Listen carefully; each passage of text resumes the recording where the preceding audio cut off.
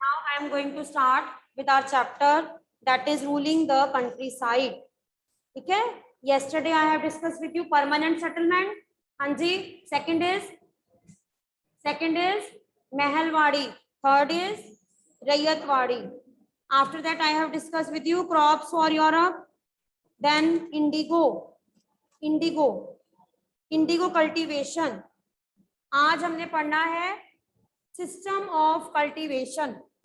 बच्चे इंडिगो की प्रमोशन के लिए, इंडिगो की प्रोडक्शन को इंक्रीज करने के लिए ईस्ट इंडिया कंपनी ने कौन कौन से एफर्ट्स जो हैं वो लिए. इस सिस्टम के अंडर सबसे पहले पढ़ना है हमने निज कल्टीवेशन, यानी कि ब्रिटिशर्स यानी कि ईस्ट इंडिया कंपनी ने इंडिगो की कल्टीवेशन को, उसकी प्रोडक्शन को इंक्रीज करने के लिए कौन कौन से स्टेप्स लिए वो हमने बताने हैं. नंबर 1 निज कल्टीवेशन. क्या था बच्चे ये सिस्टम निज? इसमें जो प्लांटर कौन? जो इंडिगो प्लांट करते होंगे ना, Indigo planter, they produced Indigo and land was, निज में क्या था? Land was directly controlled. इसमें लैंड को जो प्लांटर होते थे वो डायरेक्टली कंट्रोल करते थे. ठीक है? और इंडिगो की कल्टीवेशन के लिए वो क्या करवाते थे? लेबर को हायर करते थे. दे हायर्ड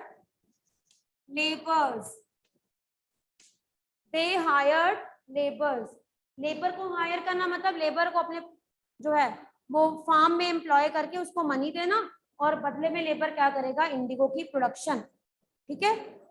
देन लेकिन इसके लिए बच्चे मैंने आपको पहले ही बताया था कि इंडिगो की कल्टीवेशन के विच लैंड वाज रिक्वायर्ड. कौन सी लैंड की रिक्वायरमेंट होती थी? Fertile, best fertile land was required. Best fertile land was required for Indigo. This was a main problem. ये मेन प्रॉब्लम थी, है ना, क्योंकि बेस्ट फर्टाइल लैंड पे तो फार्मर्स पहले क्या ग्रो करते थे? Food crops. ठीक है? देन एंड जब प्लांटेशन की जाती है तो छोटे से एरिया में तो प्लांटेशन होगी नहीं, तो इसके लिए क्या था? Large plantation areas were required. Large plantation areas जो थे उनकी जरूरत थी. ठीक है? एंड जब बच्चे प्लांटेशन एरियाज बहुत ज्यादा चाहिए होंगे तो इतने सारे एरिया की मिट्टी को टर्न करने के लिए क्या चाहिए? प्लोज क्या होता है जिससे कि मिट्टी को टर्न किया जाता है? बुलक्स. क्योंकि उस टाइम पीरियड में ट्रैक्टर नहीं होते थे तो क्या रिक्वायर्ड था? प्लोज एंड बुलक्स वर रिक्वायर्ड. प्लोज का मतलब होता है जमीन में जो हल की जाता है, हल से की जाती है. बुलक्स का मतलब होता है बैल, है ना. तो उस टाइम पीरियड में निज कल्टीवेशन के ये फीचर्स आपने मेन बताए. एंड जस्ट एक एग्जांपल दिया गया है 1 बीघा. 1 बीघा का मतलब होता है कि प्लांटेशन के अगर एक पार्ट में अगर कल्टीवेशन करनी है तो 2 प्लोवर्स रिक्वायर्ड. ये जस्ट एक एग्जांपल लिखो. 1 बीघा रिक्वायर्ड 2 प्लो, यानी कि 1 बीघा के लिए एटलीस्ट 2 प्लो चाहिए होते थे. हल का मतलब होता है जिससे कि मिट्टी को टर्न करते हैं. बच्चे आज के टाइम पे तो ट्रैक्टर होते हैं लेकिन पुराने टाइम पीरियड में ऐसा नहीं होता था. सो निज कल्टीवेशन के ये फीचर्स आपने बताने इंडिगो के लिए. एक और फीचर जो था ब्रिटिशर्स ने इंट्रोड्यूस किया, दैट वाज रैयत सिस्टम. सेकंड जो था दैट वाज रैयत सिस्टम. ये सिस्टम क्या था? रैयत. रैयत का मतलब क्या होता है? कल्टीवेटर. रैयत का मतलब होता है कल्टीवेटर.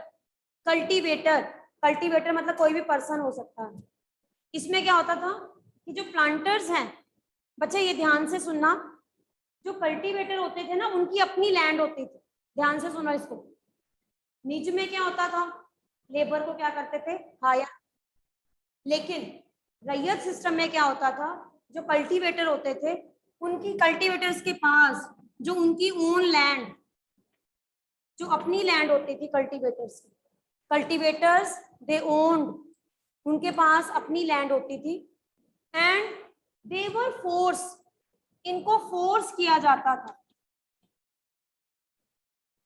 Forced bye planters. और ये प्लांटर्स जो हैं वो क्यों, कौन किसके होते थे, foreign planters, Britishers. These cultivators were forced by the planters to grow indigo, और इनसे क्या करवाया जाता था, कॉन्ट्रैक्ट, साइन कॉन्ट्रैक्ट, वो कॉन्ट्रैक्ट साइन करते थे, they sign contract, they sign contract. Clear?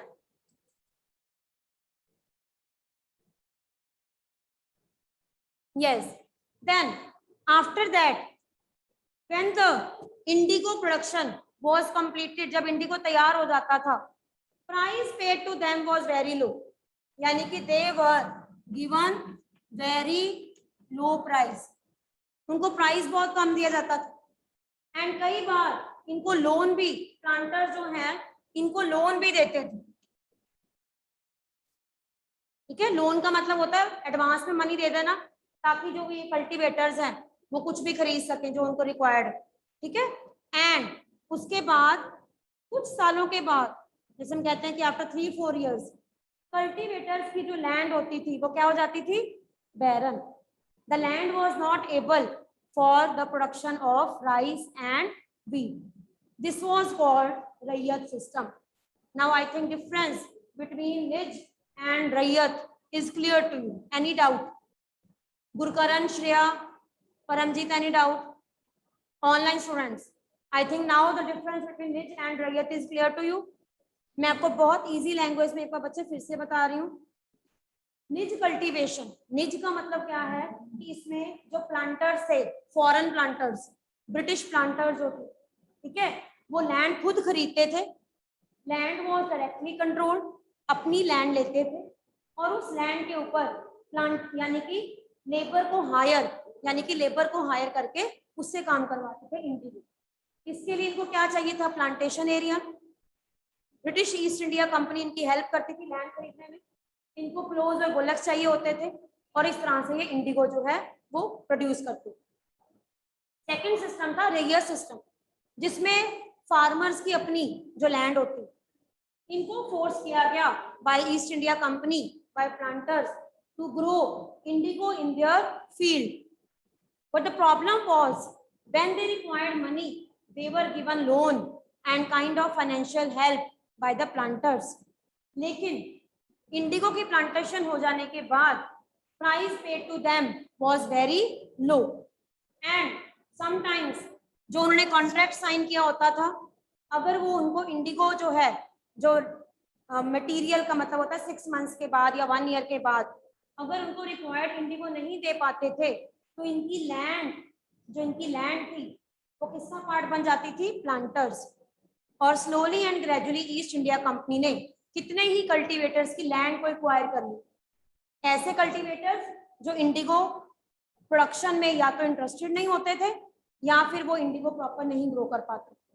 This was a problem faced by many indigo producers और फार्मर्स और Indian farmers at that time, because the process of growing indigo and to obtain colour was very difficult. इसमें आपकी book में pictures में दिखाया गया है बड़े बड़े बैट्स का मतलब क्या होता है, bat, what is the meaning of bat? Bat का मतलब होता है स्पेशल काइंड ऑफ टैंक्स कह लो, छोटे छोटे टैंक्स होते थे, वेसल्स होते थे, जिसमें क्या करते थे, इंडिगो प्लांट जो होते हैं ना उस प्लांट को उसमें डाल देते एंड लोग क्या करते थे, अपने पैरों से उसको क्रश करते थे।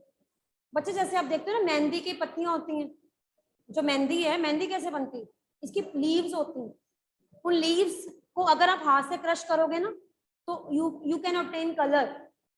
ऐसे ही जो इंडिगो प्लांट था, इस इंडिगो प्लांट को इन वेसल्स में सोक करके रखा जाता था और उसके बाद जो वर्कर्स होते थे, लेबर होती थी, उसको पैरों से प्रॉपर क्रश करती थी। तब तक क्रश किया जाता था जब तक लीव जो है वो पूरी तरह से लिक्विड में कन्वर्ट नहीं हो जाती। फिर उसको प्रॉपर उसकी ड्रेनिंग की जाती थी, ड्रेन किया जाता था and then they obtain blue colour. और इस तरह से ये ब्लू कलर जो है वो ऑब्टेन किया जाता था। क्लियर? अब नेक्स्ट बच्चे हम पढ़ते हैं next part, that is blue rebellion. Blue rebellion ये ऐसा रिवोल्ट था जिस रिवोल्ट में लोगों ने इंडिगो प्रोडक्शन के अगेंस्ट रिवोल्ट किया। Many people they revolted against indigo production. इसको क्या बोलते हैं? Blue rebellion. Blue rebellion year कौन सा? 1859। ठीक है, इस पे हमने बताना है कि नंबर 1 कौन सी स्टेट में सबसे पहले लोगों ने रिवोल्ट किया? बंगाल में। किन्होंने रिवोल्ट किया? रैयत, जिनको फोर्स किया जाता था इंडिगो ग्रो करने के लिए। Ryot of Bengal they refuse to grow indigo और इन्होंने क्या किया? दे अटैक्ड ऑन कहां पे अटैक किया? जहां पे इंडिगो बनाते थे। They attacked on factories. They attacked on factories. Then इसके बाद जब धीरे धीरे ईस्ट इंडिया कंपनी को या ब्रिटिश गवर्नमेंट को, ठीक है, इनके इन एक्टिविटीज का जब धीरे धीरे पता लगा, देन उन्होंने क्या किया? They appointed गुमास्तास।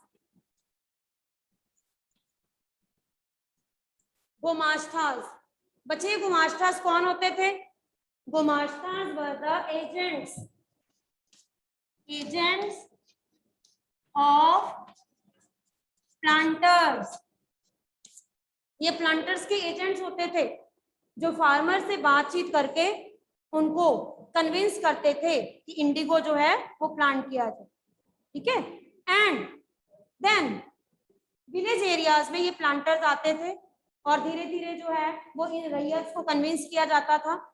कई बार तो रैयत को मारा भी जाता था। जो रैयत जो हैं वो इन प्लांटर्स की बात नहीं मानते थे, दे were beaten up also. And जमींदार जो थे, जमींदार भी कहीं ना कहीं रैयत को सपोर्ट करते थे। जो इंडियन जमींदार, उनको भी लगता था जो रैयत हैं उनके साथ एक्सप्लॉयटेशन हो रहा है। फिर आया रिवोल्ट ऑफ 1857। 1857 का जब रिवोल्ट आया तो ब्लू रिबेलियन का मतलब है कि बहुत से रैयत को लगा कि उनको भी ब्रिटिशर्स के अगेंस्ट अपनी आवाज उठानी चाहिए। Then in 1857 ryot they also raise their demands. इन्होंने भी अपनी डिमांड्स जो हैं, ठीक है, अपनी डिमांड्स गवर्नमेंट के आगे रखी। देन गवर्नमेंट को चाहिए था इंडिगो, तो गवर्नमेंट ने क्या किया? इन इंडिगो फार्मर्स की डिमांड्स को मानते हुए एक मैजिस्ट्रेट जो है उनको अपॉइंट किया। What was the name of magistrate? Online students tell me, what was the name of that magistrate जिनको ब्रिटिश गवर्नमेंट ने इंडिगो फार्मर्स की हेल्प के लिए अपॉइंट किया था? What was the name of that magistrate? Yes, online students hurry up, offline students हाँ जी, क्या था बच्चे? मैजिस्ट्रेट का नेम क्या था जिन्होंने indigo farmers, very good Gurkaran, yes, Ashley Eden magistrate was appointed by British government. और उन्होंने क्या डिसीजन दिया? उन्होंने ये डिसीजन दिया दैट रैयत वुड नॉट बी कंपेल्ड। याद रखो इसको, क्या डिसीजन दिया? उन्होंने कहा कि रैयत would not be compelled. Compel का मतलब क्या है? कि उनको इंडिगो प्लांटेशन के लिए फोर्स या कंपेल नहीं किया जाएगा और कॉन्ट्रैक्ट साइन करने के लिए उनको कंपेल नहीं किया जाएगा। इसका मतलब क्या है कि एशले ईडन ने किसकी साइड ली, प्लांटर्स की साइड ली या कॉटन जो इंडिगो फार्मर्स हैं उनकी साइड ली, फार्मर्स की, ठीक है। देन गवर्नमेंट ने क्या किया, government brought military to protect the planters, और इस तरह से कई रैयर्स ने क्या किया, प्लांटर्स के ऊपर अटैक किया। मैंने आपको बताया ना कि कईयों ने फैक्ट्रीज पे अटैक किया, तो गवर्नमेंट ने क्या किया, गवर्नमेंट ने आर्मी की हेल्प से जो प्लांटर्स यानी कि उस टाइम पीरियड में जो फार्मर्स थे वो प्लांटर्स के ऊपर अटैक कर रहे थे, तो गवर्नमेंट ने क्या किया, मिलिट्री की हेल्प से इन प्लांटर्स को बचाया ताकि जो इंडिगो गुस्से में जो इंडिगो फार्मर्स वो इन प्लांटर्स या फैक्ट्रीज को नुकसान ना पहुंचे। लेकिन ये बात यहीं पे खत्म नहीं हुई, आगे ये बात और बढ़ती गई और फिर गवर्नमेंट को क्या करना पड़ा, इंडिगो कमीशन जो है वो सेटअप करना पड़ा। Indigo commission, indigo commission was set up by British government, और इस कमीशन ने किसकी साइड ली, प्लांटर्स की साइड ली या इंडिगो फार्मर्स की साइड ली, वेरी गुड, फार्मर्स की साइड ली। और इस कमीशन ने क्या रिजल्ट दिया, this commission held planters guilty, इन्होंने कहा कि जो प्लांटर्स हैं they are guilty, by because they are forcing, उनको फोर्स नहीं करना चाहिए। Indigo commission was setup and commission held planters guilty, planters को गिल्टी उन्होंने जो है वो कहा, and they declare that indigo production will not be profitable for Indian farmers. उन्होंने ये कहा कि if indigo production is not profitable for Indian farmers then they would not be compel, उनको कंपेल नहीं किया जाएगा, उनको अपनी चॉइस पे छोड़ दिया कि whether they produce indigo, wheat और any other. So this was the victory of, किनकी विक्ट्री थी, फार्मर्स, ठीक है। एंड लेकिन धीरे धीरे हम ये कह सकते हैं कि इस रिजल्ट के बाद after the revolt Indigo production collapse, collapse का मतलब क्या होता है, खत्म हो गई, क्योंकि ब्रिटिश गवर्नमेंट ने किसकी साइड ली थी, प्लांटर्स की या फार्मर्स की, फार्मर्स। और धीरे धीरे फार्मर्स ने अब क्या करना शुरू कर दिया, इंडिगो को ग्रो करना बंद कर दिया। In the mean time planters दूसरी स्टेट में चले गए, ये तो थी बंगाल की स्टोरी, ठीक है। प्लांटर्स जो थे वो बंगाल से दूसरी स्टेट्स में चले गए। फिर धीरे धीरे आया महात्मा गांधी जी का टाइम, महात्मा गांधी जी ने 1915 में आए थे साउथ अफ्रीका से, और जब 1915 में यहाँ पे आए तो उन्होंने इंडिया में फार्मर्स की इतनी बैड कंडीशन देखी, और महात्मा गांधी जी ने इन इंडिगो प्लांटर्स को, इंडिगो फार्मर्स को सपोर्ट करने के लिए कौन सी मूवमेंट चलाई, चंपारण, चंपारण, क्योंकि अब जो प्लांटर्स थे वो बंगाल से बिहार में आ गए थे, तो इन्होंने, चंपारण कहाँ पे है, बिहार, ठीक है, चंपारण जो है बिहार में है। और 1916 में महात्मा गांधी जी ने सत्याग्रह लॉन्च किया।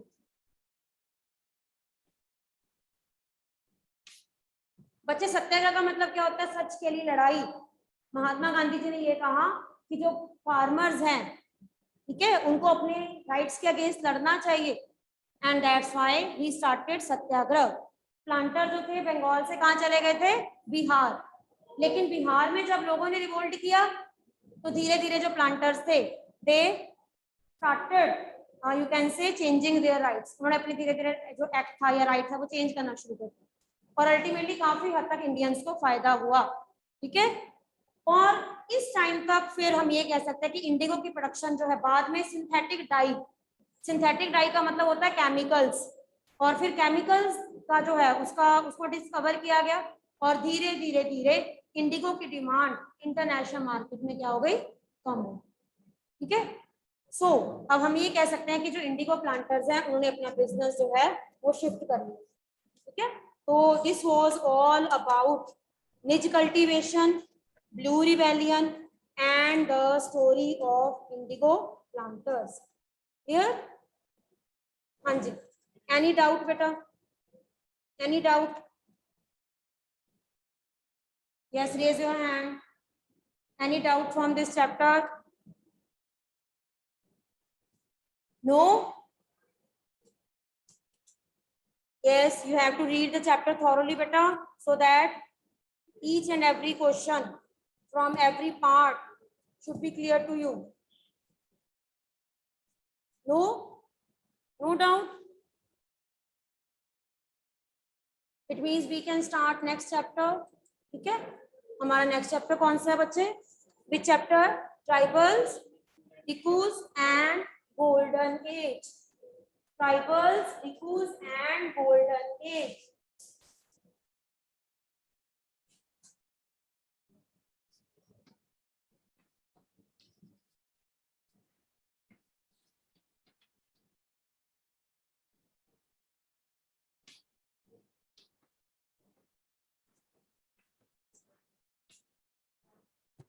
हाँ जी, सबसे पहले डिकूज। अब तो आपको डिकूज का मीनिंग क्लियर है। डिकूज कौन थे? आउटसाइडर्स। यहाँ पे डिकूज का मतलब क्या है? कौन थे आउटसाइडर्स? किनके लिए आउटसाइडर्स? ये हमने मेन पढ़ा। As the chapter starts, the story of Birsa Munda is there. जो कौन थे? ट्राइबल। इट मीन्स इस चैप्टर में हमने किनके बारे में पढ़ना है? ट्राइबल्स के बारे में। तो there are number of tribes के बारे में हमने पढ़ना ना इसमें। तो बिरसा मुंडा जो थे वो कौन से एरिया, पहले स्टेट का एरिया का नाम झारखंड। झारखंड में एक प्लेस है, उसका नाम क्या है? छोटा नागपुर। ठीक है, तो वहां पर बिरसा मुंडा जो थे उन एरियाज में रहते थे। एंड बिरसा मुंडा जैसे ही कितने ट्राइबल्स इंडिया के अलग अलग पार्ट्स में रहते थे। They face problems during British rule. अब बच्चे हमने बताना है कि इनको क्या क्या प्रॉब्लम्स फेस करनी पड़ी। For example Birsa Munda and many other tribals were living in India. Which kind of problems they face? ठीक है, लाइफ कैसी थी? ब्रिटिशर्स के आने से इनकी लाइफ के ऊपर क्या इम्पैक्ट पड़ा? Life of tribals. नंबर 1, सबसे पहले आपकी बुक में क्या बताया गया है? झूम कल्टीवेटर्स के बारे में। झूम कल्टीवेटर्स क्या था बच्चे? ये झूम कल्टीवेटर्स, अनदर नेम ऑफ झूम कल्टीवेटर्स इज शिफ्टिंग कल्टीवेशन। बच्चे बहुत ध्यान से सुनना है आपने, शिफ्टिंग कल्टीवेशन। और बेसिकली ये कौन से पार्ट में थी? इंडिया के north eastern states. And second और कौन सा? Central India.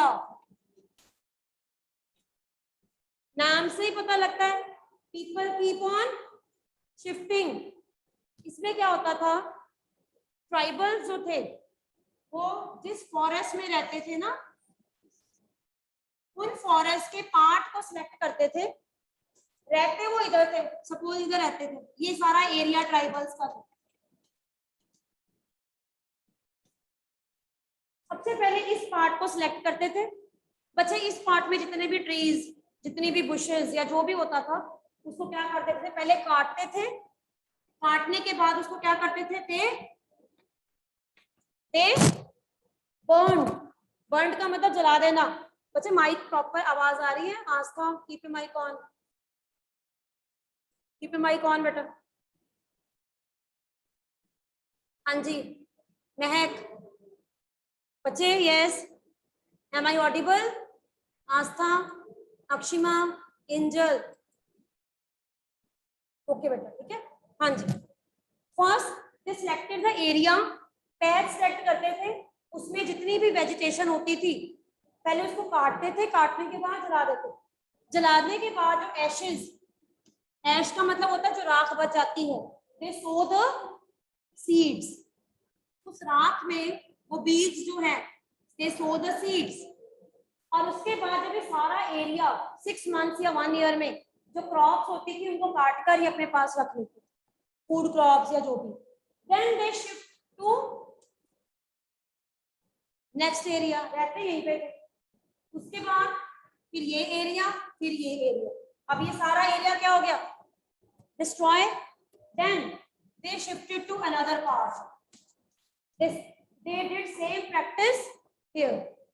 और इस तरह से 10 इयर्स के बाद, 15 इयर्स के बाद जब इस एरिया में फिर से पेड़ उगाते थे, वो फिर से इधर आ जाते थे या किसी और पार्ट। तो दिस प्रैक्टिस वाज कॉल्ड, क्या कहते थे इसको, झूम कल्टीवेटर भी कहते थे, शिफ्टिंग कल्टीवेशन भी कहते थे, slash and burn.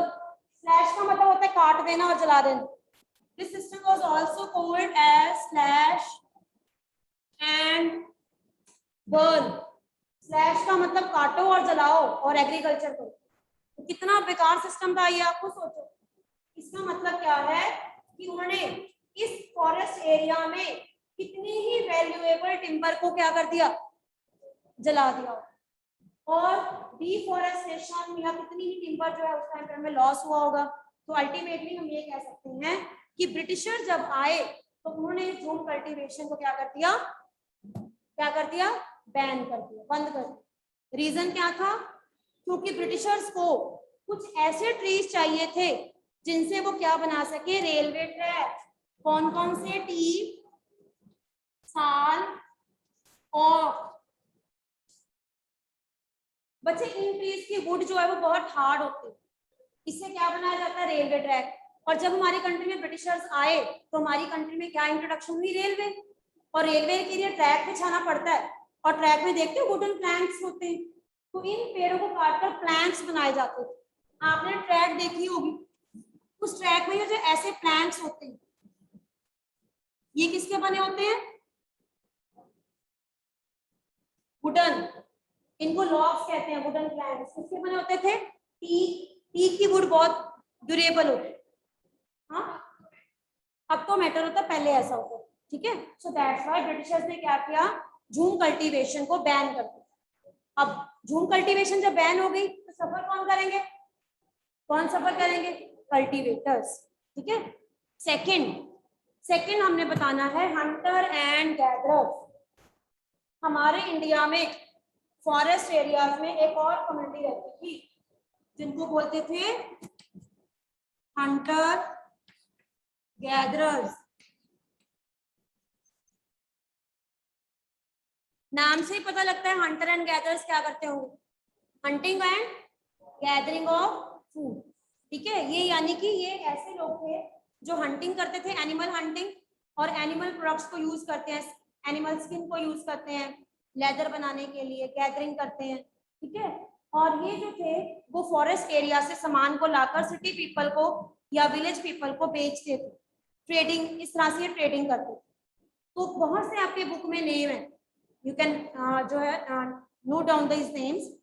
Number 1, Khonds in Odisha, KHONDS, Khonds in Odisha, ठीक है। एंड इसके अलावा बहुत सी ऐसी कम्युनिटीज थी जो ये कम्युनिटीज हंटिंग एंड गैदरिंग का काम करती थी। अब जब इनको मनी चाहिए होता था, इनको मनी कौन देते थे, मनी लेंडर। मनी लेंडर कौन होता है, जो मनी उधार में देता है, ठीक है। एंड ये ट्रेडिंग किनके साथ करते थे, किनके साथ ट्रेडिंग करते थे, ये ट्रेडर्स। दोनों ही इनको एक्सप्लॉइट करते थे, मनी लेंडर्स भी और ट्रेडर्स। तो टिकूस, इनके लिए टिकूस कौन थे, मनी लेंडर्स एंड ट्रेडर्स। यानी कि ये हंटर एंड गैदरर्स जो थे, मनी लेंडर्स भी इनको एक्सप्लॉइट करते थे और ट्रेडर्स इनको कम रेट देते थे। सपोज फॉरेस्ट एरिया से ये एनिमल स्किन लेकर आए, तो ट्रेडर्स इनको उस एनिमल स्किन की मनी बहुत कम देते थे, लेकिन जब ये ट्रेडर से लेदर बनाकर सामान बेचते थे तो कॉस्ट बहुत हाई होती। अल्टीमेटली हम ये कह सकते हैं at that time these were exploited and they were getting very less price. जो भी ये बेचते थे उसका बहुत कम प्राइस उसको मिलता है। मनी लेंडर को ये हेट क्यों करते थे, क्योंकि मनी लेंडर उनपे जब भी इनसे लोन लेते थे ना, तो क्या चार्ज करते थे, क्या चार्ज करते थे, हाई रेट ऑफ इंटरेस्ट, जिससे कि इनको बहुत लॉस होता था।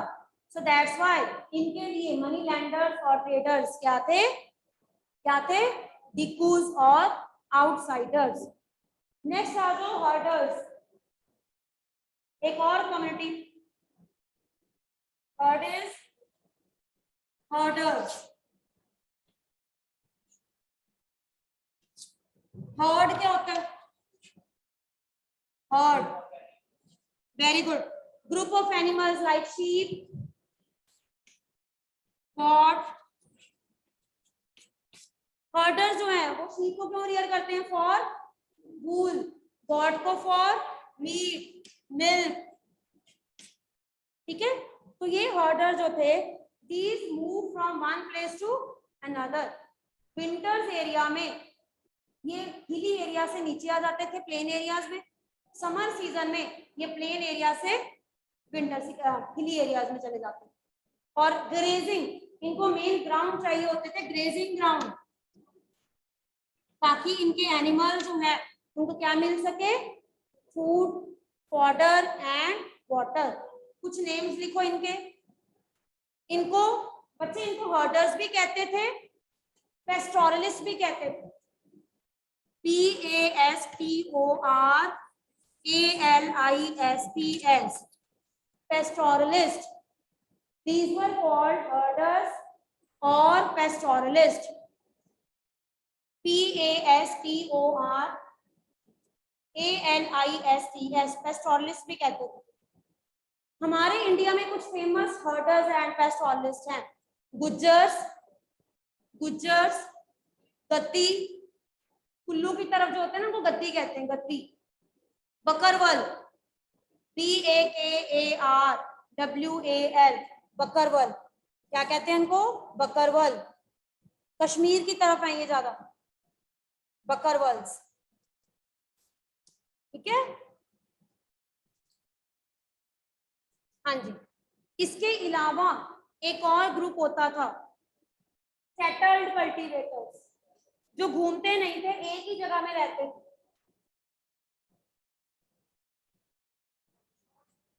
Settled cultivators. Time is over now. Rest I will discuss on Tuesday.